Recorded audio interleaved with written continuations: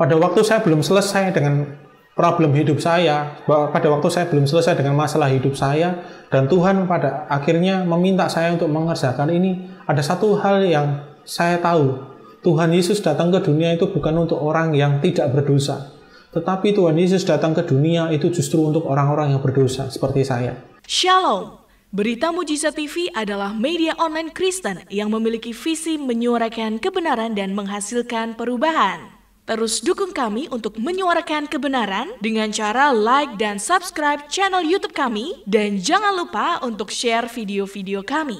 Selamat menonton, Tuhan Yesus memberkati. Shalom saudara yang kasih Tuhan, perkenalkan nama saya Reski Perdana dan saat ini saya bekerja. Kali ini saya rindu untuk menyaksikan kebaikan Tuhan dalam hidup saya sampai hari ini. Dan bagaimana saya berjalan bersama dengan Tuhan untuk mengerjakan setiap mandat Tuhan di hidup saya sampai hari ini. Dimulai dari tahun 2008, di mana saya pertama kali bertemu dengan Tuhan dalam sebuah doa kecil di sebuah rumah. Di situ adalah waktu titik pertama saya berbalik bertemu dengan pribadi Tuhan itu sendiri. Bagaimana hidup saya semua dibalikkan, dengan background saya juga sudah Kristen, tetapi saya menjalani pola hidup saya dengan sangat tidak sehat secara rohani, gitu kan. Saya hidup di dunia malam dengan kehidupan lama saya, dan malam hari itu banyak hal yang Tuhan balikkan di hidup saya. Singkat cerita, setelah pertemuan malam hari itu, saya bertemu dengan Tuhan, ada banyak hal yang Tuhan lepaskan di hidup saya. Salah satunya adalah rokok dan minuman keras. Tiba-tiba esoknya saya tidak doyan untuk mengonsumsi kedua hal tersebut, gitu kan. Dan singkat cerita, setelah itu tahun 2008 saya dipertemukan dengan keluarga Fire Generation, dan pada waktu itu saya beribadah bersama-sama dengan teman-teman di Firehouse Keratonan. Fire Generation adalah sebuah komunitas di mana pada waktu itu anak-anak muda yang sampai hari ini juga masih ada berkumpul untuk berdoa untuk kebangunan rohani di sekolah-sekolah, di kampus-kampus, dan belajar bersama-sama memiliki hati untuk bangsa ini. Tahun 2008 saya mulai berjalan bersama keluarga ini. Singkat cerita sampai tahun 2015, satu titik di mana saya di situ sudah tidak di Firehouse lagi, ya, tidak di Firehouse lagi. Satu titik di mana saya bingung dengan apa yang saya kerjakan pada waktu itu. Saya tanya sama Tuhan, saya bingung saya mau ngapain, gitu kan. Saya melihat banyak teman-teman saya yang sudah on position pada waktu itu, berada di posisinya masing-masing mengerjakan beberapa hal-hal yang baru yang Tuhan sudah sediakan pada waktu itu. Ada sosial, ada pulau-pulau, ada banyak hal yang sudah dikerjakan, tapi saya pada waktu itu masih bingung, saya mau ngapa Tuhan, gitu kan. 2016 saya mulai menikah, dan 2016 itu saya mulai mengambil keputusan untuk saya mengikut EHOP pada waktu itu. EHOP adalah El Bethel House of Prayer, rumah doa, House of Prayer, di mana orang-orang berkumpul di situ, belajar memiliki hati untuk bangsa, berdoa untuk bangsa ini, berdoa untuk bangsa-bangsa bahkan. Dan pada waktu itu saya cuman taat berdoa saja, gitu kan, menyembah Tuhan di EHOP selama beberapa waktu. Saya sampai ditanya sama istri saya pada waktu itu, kamu mau jadi pendoa atau intercessor, gitu kan. Saya bilang, saya jawab, saya tidak tahu, gitu kan. Saya tidak tahu. Nah, terus ngapain ikut EHOP? Ya saya cuman pengen memberikan hidup saya atau berpartisipasi dengan apa yang sudah saya kerjakan sampai hari ini di keluarga ini, ya di situ, gitu kan. Minimal dengan berdoa bersama keluarga EHOP pada waktu itu. Karena tidak ada banyak hal yang bisa saya kerjakan, gitu kan. Saya datang ke kantor yayasan, saya ketemu dengan beberapa keluarga yang ada, tetapi saya cuman ngikut khotbah kesana kemari, saya cuma melihat apa yang dikerjakan, melihat itu, melihat ini, tetapi tidak ada sesuatu yang pada waktu itu titik fokus di mana saya mengerjakan sesuatu hal untuk Tuhan. Singkat cerita, saya di Ehud kurang lebih sekitar 1,5 tahun sampai 2 tahun, saya lupa. Sampai satu titik di mana saya bertanya sama Tuhan pada waktu saya berdoa di Ehud. Saya berdoa sama Tuhan, saya bertanya, Tuhan, sudah selama ini saya berdoa di tempat ini bersama keluarga ini. Dan setelah ini apa? Gitu kan. Saya bertanya sama Tuhan dan tiba-tiba pada waktu itu Tuhan langsung menjawab gitu kan, dengan impresi yang sangat kuat, dan menjawab, di tempat ini engkau akan menemukan arti dan panggilan hidupmu. Dan di tempat ini, setelah ini engkau akan tahu apa yang akan kau kerjakan setelah itu. Saya sangat mengimani dan saya sangat menyimpan pesan itu benar-benar dalam hati saya. Saya mendoakan apa arti ini semua, dan saya berdoa mencari maksud Tuhan tentang apa yang Tuhan katakan pada waktu itu. Dan singkat cerita, setelah beberapa saat setelah itu, saya mendapatkan pesan lagi, gitu kan. Saya mendapatkan pesan lagi pada waktu Natal Fire Generation 2017. Di situ adalah pesan yang disampaikan adalah divine release. Saya tidak dapat pesan secara khusus, tapi saya pada waktu itu hanya mengimani setiap pesan yang disampaikan pada waktu itu untuk saya mau dirilis setelah malam itu, gitu kan. Saya mau dirilis Tuhan setelah hari ini.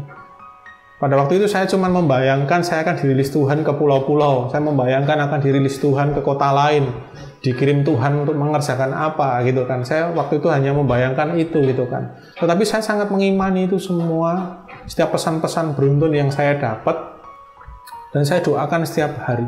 Sampai satu titik saya mendapatkan mimpi dari Tuhan, dan di mimpi itu saya diutus, dirilis oleh Tuhan, ya, bertemu dengan sosok pribadi yang saya percaya itu adalah Tuhan, karena tidak terlihat, hanya mendengar suaranya yang sangat agung, untuk diutus ke sebuah tempat. Dan pada waktu itu saya bersama dengan teman-teman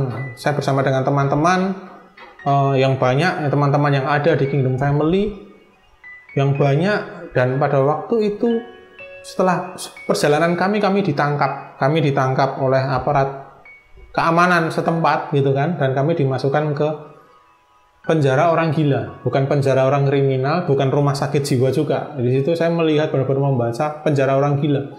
Semua dari kami dimasukkan ke situ. Saya sangat mengenal orang-orang yang bersama dengan saya, orang-orang yang bahkan mengikut Tuhan sudah cukup lama, orang-orang yang sudah memberikan hidupnya kepada Tuhan cukup lama, orang-orang yang sudah melayani Tuhan cukup lama juga, itu bersama-sama dengan saya semua. Kami semua ditangkap, termasuk saya, dan kami semua dimasukkan ke penjara pada waktu itu. Ke penjara, dan bentuk penjaranya itu bukan penjara seperti yang ada di lapas atau kantor polisi, tetapi bentuknya seperti lemari laci. Dan kami dimasukkan semuanya satu persatu di tempat itu, dan kami benar-benar tidak bisa bergerak karena ukurannya persis dengan tubuh kami. Dan pada waktu itu tetap di dalam penjara, saya dimasuk karena tidak ada yang cukup. Lacinya tidak ada yang cukup, dan saya dimasukkan ke dalam sebuah lapangan, gitu kan. Sebuah lapangan tetapi tertutup. Saya juga tidak bisa keluar, dan ya udah, kamu di sini saja. Pada waktu itu saya bingung dengan arti mimpi ini. Saya mencoba berdoa, tanya sama Tuhan arti mimpi ini selama berhari-hari sampai berminggu-minggu, dan saya coba menceritakan ke beberapa orang yang ada beberapa pendoa yang saya ceritain, saya tanya, saya memerlukan konfirmasi atas pesan ini. Dan pada waktu itu saya sangat kaget, karena arti ini semua tidak seperti yang saya bayangkan. Tuhan akan merilis saya ke pulau-pulau, atau Tuhan akan merilis saya ke kota-kota tertentu, tetapi justru Tuhan meminta saya untuk mengerjakan marketplace. Singkat cerita, saya cerita ke beberapa orang yang ada dulu, dengan beberapa teman-teman yang sudah memulai persekutuan marketplace sebelumnya. Dan pada waktu itu ada Eva Gathering, Firehouse Gathering. Firehouse Gathering itu adalah sebuah persekutuan, ya. Kalau Firehouse yang lain itu persekutuan siswa, gitu kan, anak-anak sekolah. Firehouse Gathering ini persekutuan untuk orang-orang yang sudah bekerja, gitu kan, yang sudah memulai sebelumnya. Saya cerita sama mereka apa yang saya alami, apa yang saya dapat, dan saya mendapatkan dukungan dari mereka. Dan saya disupport untuk memulai doa pertama kali pada waktu itu. di tahun 2018 awal-awal gitu kan. Ada banyak ketakutan yang saya alami, untuk memulai doa. Saya tidak pernah memimpin sebuah ministry, saya tidak pernah memimpin worship leader atau apapun, memimpin doa sebelumnya di EHUB ataupun di EVA. Ada ketakutan yang sangat luar biasa yang saya alami pada waktu itu. Saya harus memulai seperti apa? Singkat cerita, kami memulai doa itu. Kami memulai doa itu dengan ketaatan demi ketaatan kami, gitu kan. Dengan ketaatan demi ketaatan kami memulai doa itu. Dan keluarga mulai terbentuk dalam waktu beberapa bulan, beberapa tahun, dan kami sangat bersyukur sampai hari ini keluarga Lighthouse Marketplace Ministry sudah ada di beberapa kota, ada beberapa bagian di Jakarta, di barat dan sekitarnya, ada di tengah di Solo dan sekitarnya, ada di timur, ada Surabaya dan keluarga Indonesia Timur. Saya bersyukur melihat kebaikan Tuhan sampai hari ini. Dengan banyak ketidaktahuan saya, dengan banyak hal yang terbatas dalam hidup saya, Tuhan itu memakai hidup saya sampai hari ini.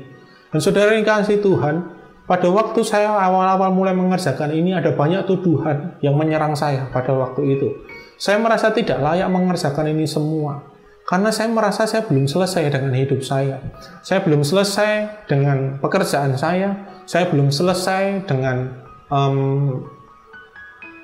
cara saya mengelola keuangan saya secara pribadi, keluarga, ataupun keuangan secara pekerjaan saya yang saya kelola pada waktu itu sampai hari ini. Dan saya merasa saya tidak layak Tuhan. Kenapa Tuhan pilih saya? Ada banyak orang yang lebih layak, ada banyak orang yang lebih pantas untuk mengerjakan ini. Ada banyak orang yang sudah selesai dengan peperangannya ini semua, dan mereka lebih layak. Saya waktu itu tanya sama Tuhan, saya bergumul selama beberapa hari. Ada ketakutan, ada kebingungan, bagaimana. Tetapi saya sangat bersyukur, Tuhan selalu berbicara dan Tuhan tidak diam pada waktu itu. Ada satu hal yang pada waktu itu saya dikuatkan oleh Tuhan. Saya diajari Tuhan untuk saya berjalan bersama-sama dengan keluarga ini untuk menyelesaikan semua hal yang kami perangi sampai hari ini. Pada waktu saya belum selesai dengan problem hidup saya, pada waktu saya belum selesai dengan masalah hidup saya, dan Tuhan pada akhirnya meminta saya untuk mengerjakan ini, ada satu hal yang saya tahu, Tuhan Yesus datang ke dunia itu bukan untuk orang yang tidak berdosa. Tetapi Tuhan Yesus datang ke dunia itu justru untuk orang-orang yang berdosa seperti saya. Dan pada waktu itu saya melihat, Tuhan memanggil saya justru dalam posisi yang tidak enak.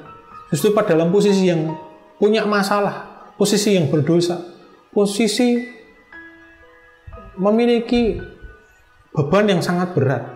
Tetapi di situ saya mulai melihat bahwa Tuhan mengizinkan saya melewati ini semua bersama Tuhan, berproses ini semua bersama dengan Tuhan, sambil saya mengajari yang lain. Sambil saya bukan mengajari, membagikan apa yang saya alami bersama dengan Tuhan kepada yang lain. Saya mulai melihat bahwa apa yang saya alami bersama dengan Tuhan dalam proses saya sangat percaya itu juga akan dialami bersama-sama dengan teman-teman yang lain yang di marketplace.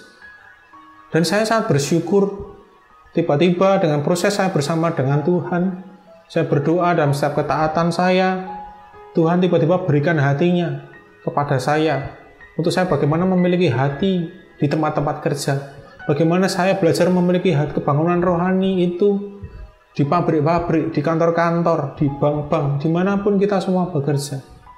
Selama ini saya cuma berpikir, saya cuma melihat kebangunan rohani itu hanya terjadi di gereja, kebangunan rohani itu hanya terjadi di sekolah atau di kampus atau di sebuah daerah, sebuah tempat di pulau-pulau. Selama ini yang saya lihat. Tetapi saya lupa bahwa hati Tuhan itu juga ada di tempat-tempat kerja. Karena di tempat kerja ada banyak hal ternyata yang Tuhan ingin kerjakan. Tidak hanya hati yang diubahkan, tetapi ada banyak hal yang ingin Tuhan ubahkan. Bagaimana cara kita bekerja, bagaimana cara kita mengelola, bagaimana cara kita memimpin sebuah perusahaan, bagaimana kita mau belajar taat kepada pemimpin kita, bagaimana cara kita memberi atau menabur. Ada banyak hal yang tiba-tiba nilai-nilai yang Tuhan tambahkan, untuk kami dapat kerjakan sama-sama di ministry ini, di Lake House Marketplace Ministry ini. Kita mau belajar bersama-sama mengerti hati Tuhan, di mana kerinduan Tuhan itu juga ada di tempat-tempat kerja saudara dan saya.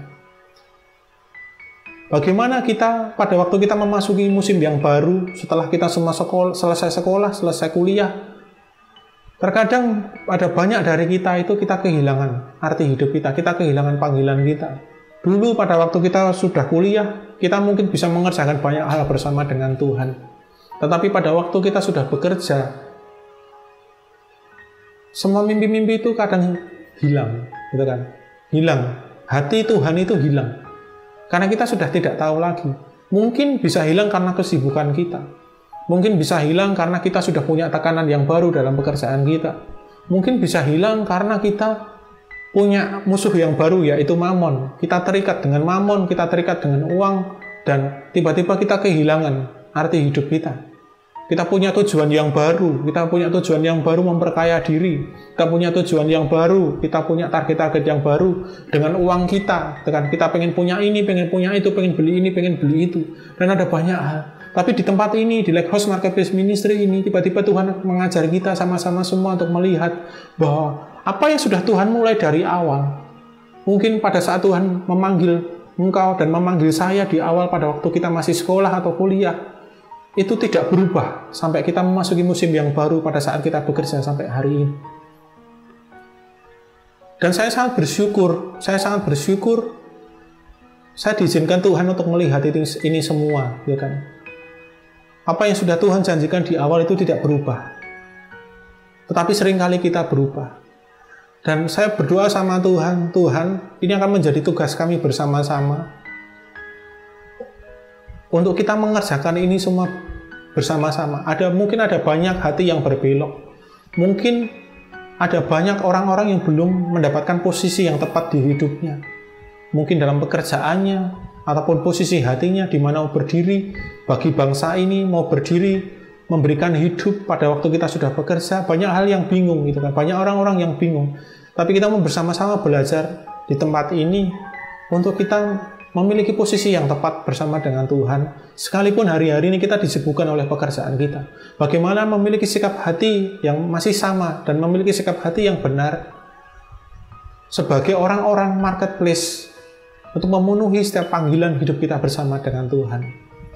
Bagi saudara yang hari-hari ini rindu untuk bersekutu, yang saudara yang saat ini sudah bekerja, apapun posisi saudara yang hari-hari ini rindu untuk bersekutu, atau hari ini saudara mempunyai hati untuk tempat kerja saudara, atau hari-hari ini saudara sedang bingung mencari arti atau tujuan hidup saudara, kita akan bersama-sama belajar dan mencari hati Tuhan di Lake House Marketplace Ministry.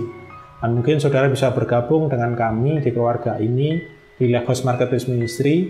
Saudara bisa mencari informasi di Instagram di Lake House Marketplace Ministry atau di LMM_ID. Bagi saudara yang melihat video ini, nanti juga bisa melihat deskripsi yang dicantumkan di bawah ini untuk mencari informasi lebih lanjut. Terima kasih, itu dari saya. Tuhan Yesus memberkati. Yesus Tuhan.